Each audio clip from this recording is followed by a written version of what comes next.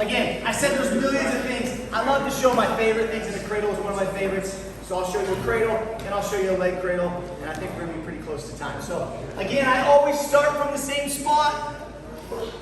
Get here, he said, "Ah, that sucks." Shirt tag, push, scoop, and I already started you doing it, but I said bring his elbow to his knee. Right?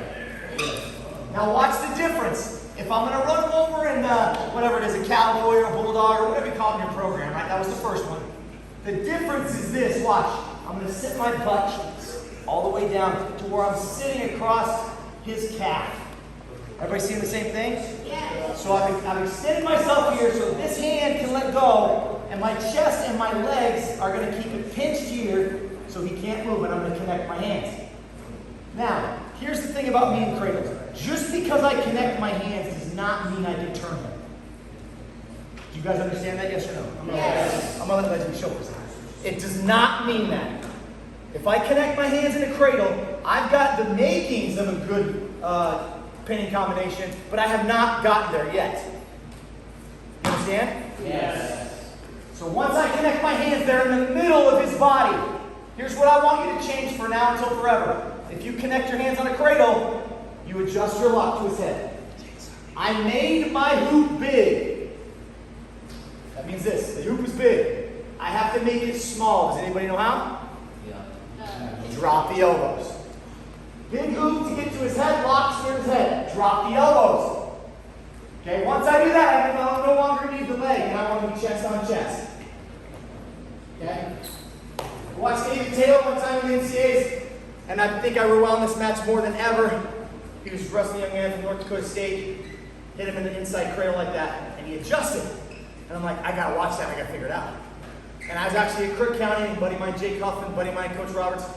We talked about that match and that adjustment. We started messing with it and kind of, I think, figured out. I don't know David personally, so I'd have to ask him someday whenever I see him. But he did this, right? He did this whole thing. We go through shirt tag, push across, and gets him inside. I get my hands locked. He adjusted his lock, drops it. Now watch this. This inside knee right here that I have him touching his nose on, I use my bottom hand as I rotate my foot out, and I turn it outside of my body. Right? I like that. Next, stuck, uncomfortable, agree or legend? Yep. Chest on chest. Inside hand, a lot of pressure across the really important vein in your neck there. Okay? Mess around with it, but the minimum requirement is that you have to adjust your lock. Inside cradle, outside cradle, near cradle, far cradle, doesn't matter. Adjust your lock to his head, because how many times have you or I done this in our lives?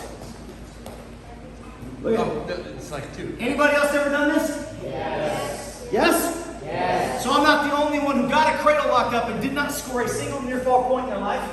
Had that happen to me. And no one else used to be on me. At least there's a couple of honest young men and women in here. Now, if you'll adjust your lock and you'll get your chest on chest in a cradle, it works the same way as chest on chest anywhere else. Is that fair? Yes. Yes. Okay. Same exact thing. Shirt tag him across, scoop, connect, adjust your lock, drop the elbow. If you want to mess around with moving his knee outside, do it. If you don't, get the fall. 4 each. Question. Can you show us how to put the knee in the outside? Yes. So I'm adjusting my lock. I drop the elbow. I start to run him, and I notice in running him, his knee is in my stomach. And a good wrestler like Ledge is doing the right thing. He's counterbalancing that weight. He's pushing off this knee. So here's what I can do. I go to the side. The lock is near the head. I push that knee outside of my left pec on my side, right pec on your side, and then I can bring him back up and walk him down. Okay? But it has to get outside that midline. Because a good guy like Ledge isn't going to go over and just a traditional near cradle. He's going to block here and here. I got to find a way around it. DT's way better than me, but I just kind of, like any good wrestler, I'm a thief in the room. Everett, you steal info, man. That's all we all do. No, I didn't steal anybody's shoes. No. But I did take some technique. I know a guy that stole a guy's shoes at Clackamas one time. Oh. I'll tell you off camera. Whole other story. Yes, sir. So what if you have the cradle? Yeah. You know how you like change? Adjust it? Yeah. Do you want us to keep it like that, or like Adjust the lock and drop your elbow. Yeah. Do you want us to like Then you can run him to his shoulders. Is that okay? And guys, don't stay hooked over the leg. Okay? I know some guys think, right? I got the leg hooked, this is good, it's tighter. You keep that leg hooked and cradle over, you might get rolled through to your own back. Let's see if Fletcher can do it. Oh yeah, he can. I think he could.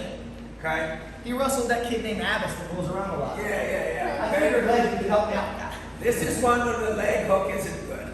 Yeah, don't do that. Hey, everybody good? Yes, sir.